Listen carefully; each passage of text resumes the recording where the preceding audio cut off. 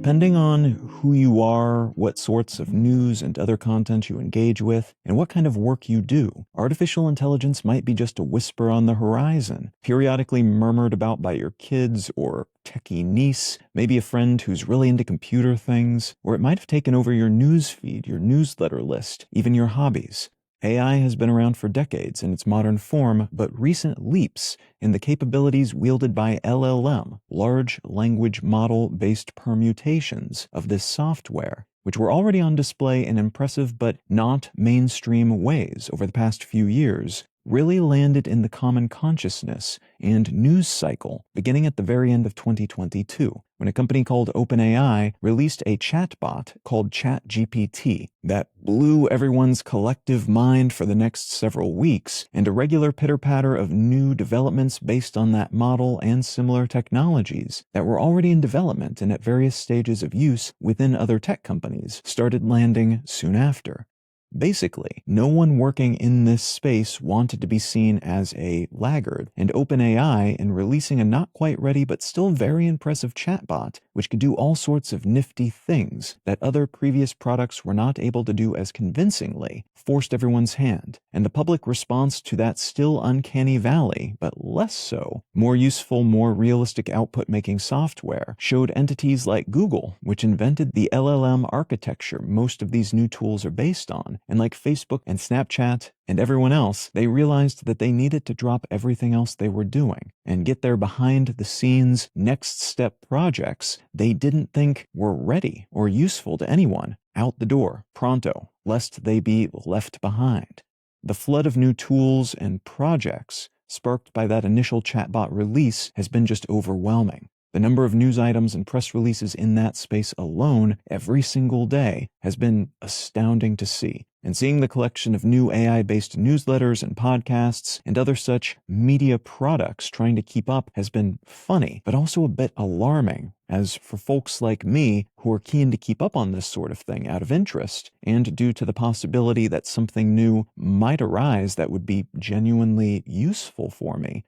it's kind of like trying to take a sip of water from a fire hose. There's just too much to keep up with, and thus it is tricky to figure out which of these new offerings are the real deal, which are mostly hype, which will stick around, and which are just stepping stones to the next mind-blowing whatever. Just a few days ago, it was announced that there will be a new Beatles song released soon. And Paul McCartney gave several interviews in which he gushed about the AI software that was used to extract the late John Lennon's voice from an old demo track. A demo that, until this software was applied, was thought to be too broken up and low quality to be used. I've personally been using a relatively cheap piece of AI-driven software to quickly remove echo from my audio recordings, even audio recorded in untreated spaces, and a collection of new tools from companies like Google and Adobe are allowing users of their products to easily remove things from photos, add things to photos, and expound upon existing images and artwork, imagining what might be just beyond the frame, and filling in gaps based on how it parses and processes what it is given.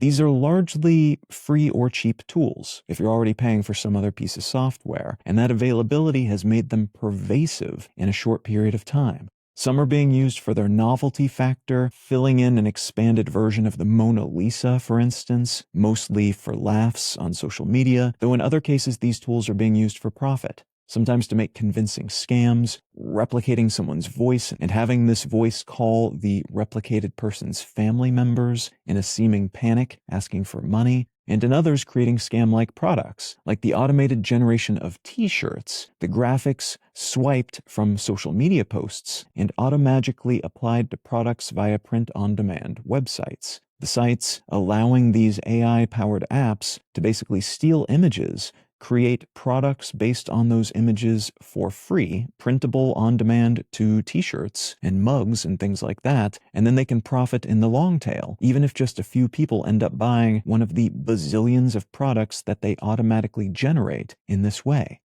ChatGPT recently introduced plugins, which allows their now well-known chatbot to interact directly with other apps, basically helping their AI use other tools, including other AI tools for specific tasks, making it more of an operating system-like interface than just a chatbot. But we're also beginning to see business models for these bots alongside the pay-per-use model that many of them utilize at the moment. Snapchat, for instance, has been looking into injecting sponsored links, ads basically, into their chatbot results. And Bing, the search engine owned by Microsoft, which stole a march on Google in applying this type of AI-powered chatbot to its search results, has been doing the same. Alongside the concerns that AI will enable bioterrorists to quickly develop new, frightening weapons, and that AI will lead to a technological singularity in which a super brilliant piece of conscious software wipes out humanity then, we are also starting to see concerns about the monetization efforts related to these bots and similar software, because they are quite capable at many things, and that capability, if paired with the right or wrong, depending on how you look at it, business model, could lead to some toxic, dangerous incentives that might then lead to negative outcomes for all sorts of people and industries. What I'd like to talk about today is one such outcome that we are already seeing because of a, thus far at least, less reported upon AI-related business model that seems to be growing into a next step concern for many non-tech industries as well.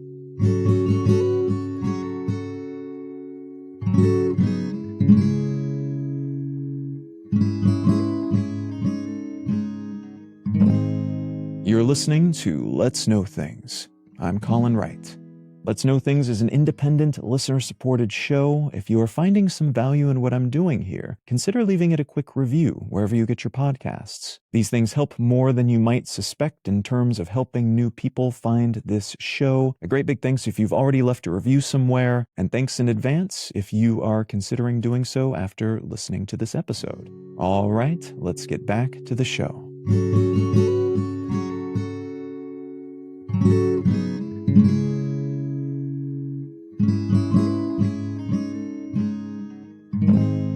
At the beginning of June 2023, the lead investor in forum-centric social network Reddit's most recent round of funding, Fidelity, announced that it had cut the estimated worth of its stake in Reddit by about 41% since 2021, when it made said investment. It also recently cut its estimate for several other tech world investments, including a nearly $8.63 million stake it held in Twitter, which was marked down to about $6.55 million as of April 28th of this year, more than $2 million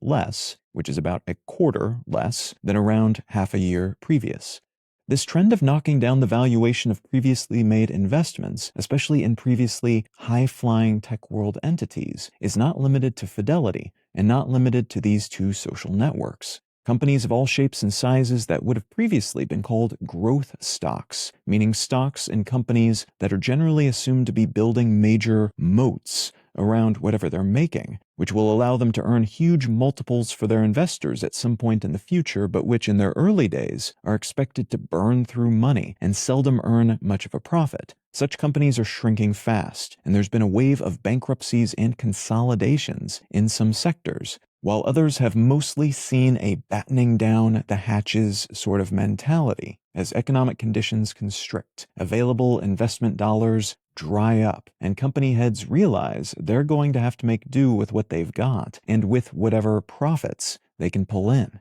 Thus, we have seen Twitter, under newish owner Elon Musk, fire the majority of its employees and avoid paying for as much as possible, including rent, which looks to be leading to their being kicked out of an office in Colorado, and which is kicking up lawsuits all over the place as they are refusing to pay their landlords and service providers and former employees to whom they owe money. This sequence of events is likely relevant to a recent series of happenings over at Reddit, where in mid-June, the CEO of the company held an AMA, an Ask Me Anything session, on the network to answer questions about a recently announced change to the company's API policy, and his answers did not have the intended effect, assuming the intended effect was to calm people. Basically, an API is a means of connecting two pieces of software, and when applied to social networks, it generally means a method by which you can tap into the network's information or tools in various ways.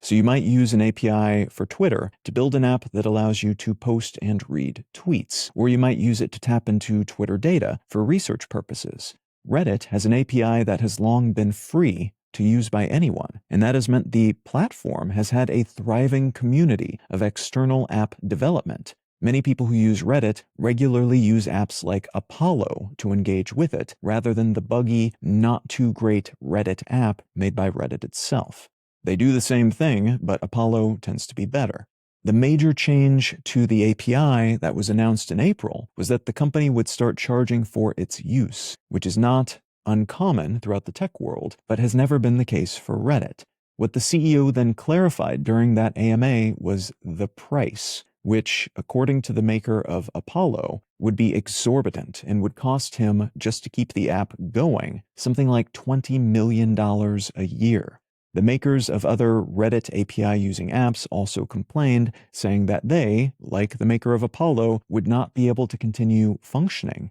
with these changes. And the CEO of Reddit said during this AMA, basically, them's the breaks, sorry, but we need to charge for this, so that's just how it's going to have to be. In response to what many perceived to be a rude brush-off by the CEO, Redditors around the network decided to protest, and that led to the shutdown for several days of some of the platform's biggest subreddits, its biggest subject-focused forums, basically. At its peak, this protest saw more than 8,000 subreddits go dark for new members, for people who were not already signed up to be part of them, which had a pretty significant impact on a lot of people, even those who don't use Reddit directly very frequently, because Reddit responses have become high-ranking results in Google search pages, and are often the best results for some types of recommendations and answers to questions in particular, since they tend to be crowdsourced. Thus, this was noticed by a lot of people, but the CEO was apparently unmoved by all this negative attention. Leaked emails and other communications from Reddit indicated that he assured the company's staff that all this hubbub would pass, and soon, and he was not anticipating any serious issues beyond those 3 days of planned protest. That also did not go over well with many Redditors, and some decided, screw it, we will just keep everything dark until they step back from the ledge and backtrack on these devastating API changes that will kill all of these apps and other tools that we love. Moderators of the subreddits that have gone dark in protest have reportedly been threatened by the company, which said, in essence, that they are breaking the rules by doing what they're doing, so they'd better stop soon, lest the forums they control be handed off to someone else. And 3 of the network's biggest subreddits have come back online following that threat, but they have done so in a somewhat protesty way. They took a vote of their forum members about what should be done, and they decided, in a very Reddit fashion, to open things back up, but to only allow media featuring the British-American host of the HBO comedy news talk show Last Week Tonight,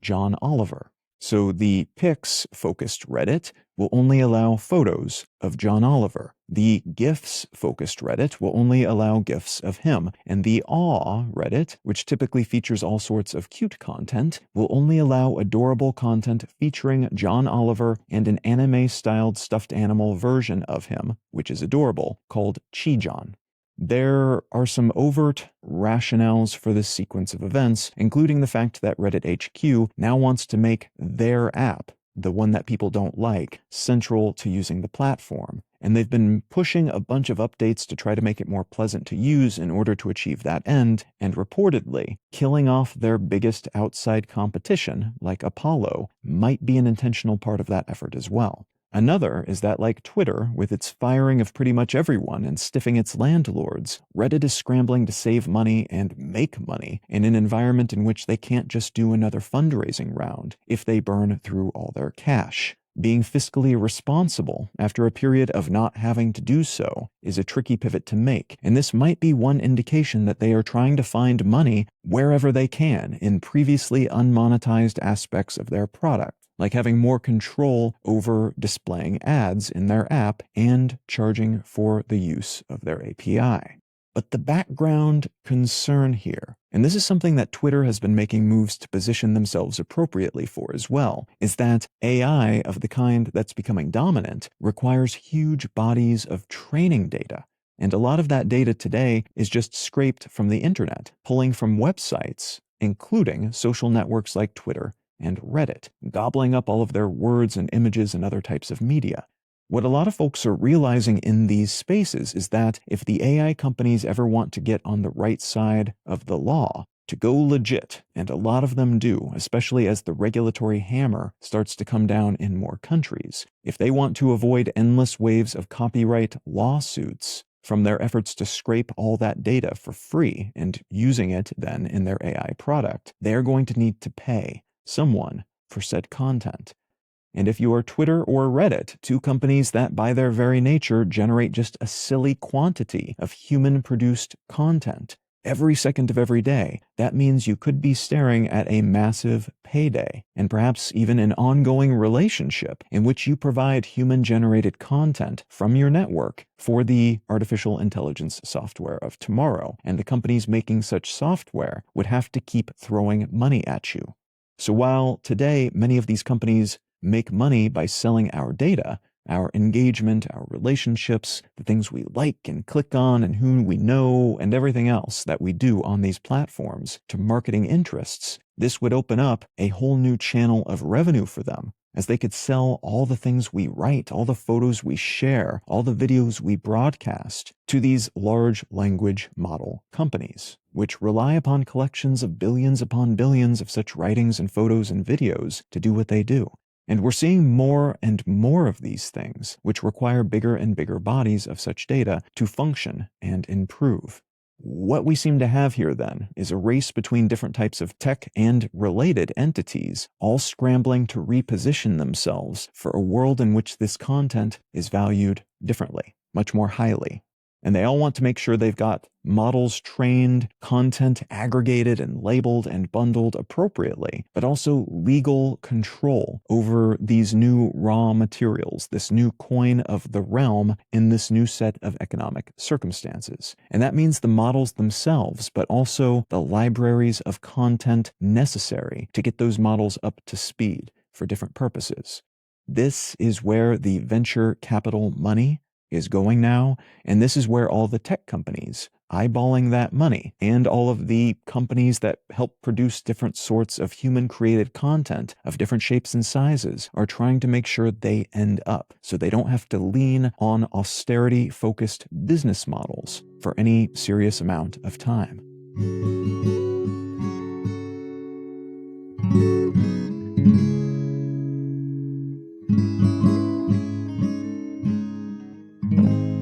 If you're enjoying Let's Know Things, consider becoming a supporter. The simplest way to do that is to become a patron at patreon.com/letsknowthings or a member at understandery.com. You can also support this show in a one-off manner using one of the options at letsknowthings.com/support. A great big thanks to everyone who's already helping to support this show. You're the reason I'm able to produce these episodes each week, and the reason I'm able to make the bonus episodes for paid supporters each month, and for that I am truly grateful. The book I'd like to recommend today is called The Story of Russia by Orlando Figes. This book provides a deep, well-researched, but still somewhat narrative history of the country of Russia and the different governing entities that have ruled over it over the years. And it's a really good baseline from which to start understanding what is happening in the country today, because many of the things that we see focused upon in terms of their international diplomacy, in terms of what they believe their people want, and in terms of the various sorts of posturing and priorities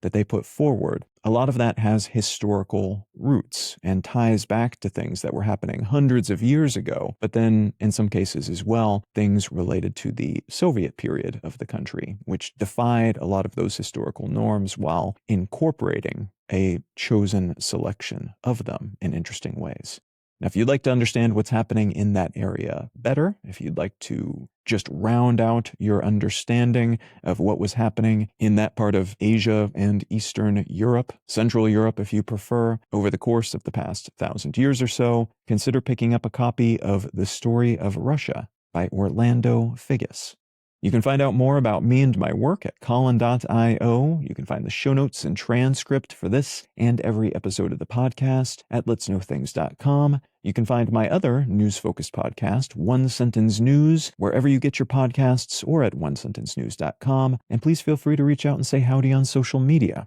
I'm Colin Wright on Facebook and YouTube, and at Colin is my name on Twitter and Instagram. Thank you so very much for listening. I'm Colin Wright, and I'll talk to you again next week.